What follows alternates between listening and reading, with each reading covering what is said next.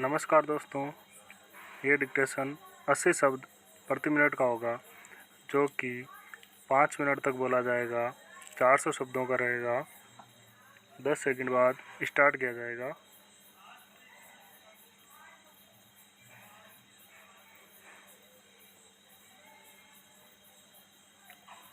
Start.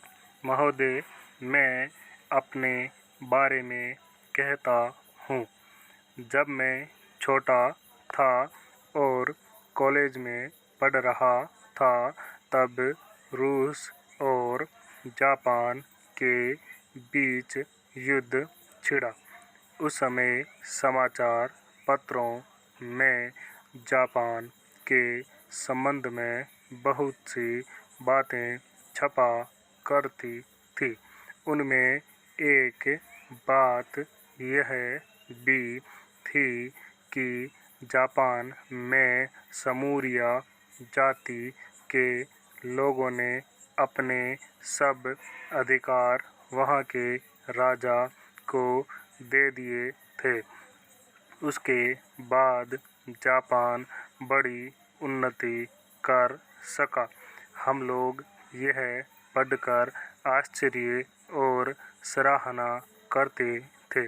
उससे बढ़कर हमारे यहाँ के लोगों ने स्वराज्य स्थापित होने के बाद 1-2 वर्ष में एक उदाहरण उपस्थित करके दिखाया। हम भी अपने हजारों वर्षों के इतिहास को नहीं भूलेंगे। जो रियासतें अलग अलग स्थापित हो गई थी और एक प्रकार से भारत कई टुकड़ों में बटा हुआ था, वे सब टुकड़े एक हो गए। आज ब्रिटिश भारत और देसी रियासतें मिलकर एक हो गई हैं। उसके बाद हमारे सामने यह प्रश्न आया कि भारत के लोग केवल स्वराज्य से ही सुखी नहीं हो सकते, उनको किसी न किसी प्रकार सुखी बनाना है।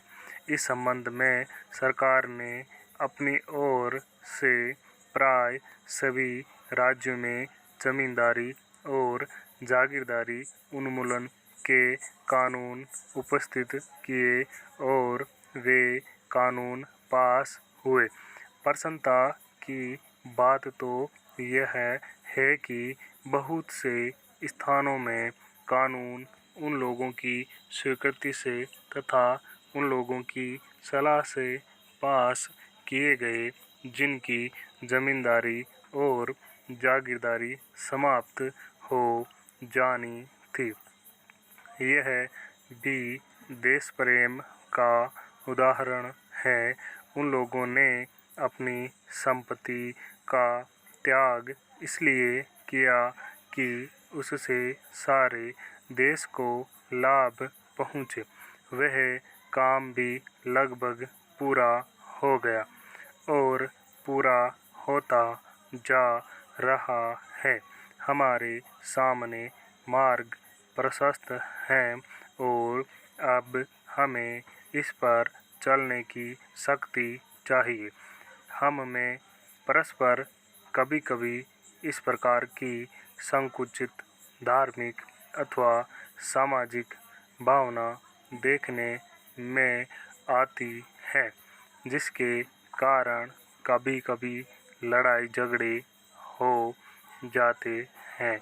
हम इस चीज़ को भी दूर करने का प्रयत्न कर रहे हैं।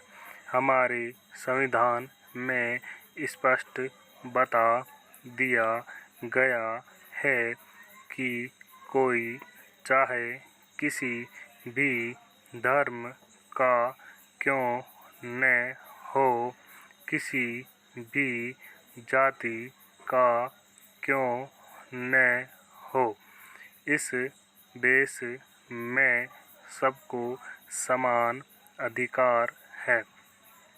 गरीब से गरीब आदमी को भी वही एक वोट देने का अधिकार है, जो कि राजा साहब को है, या मुझे धर्म के नाम पर किसी प्रकार का भेदभाव नहीं किया जाता है।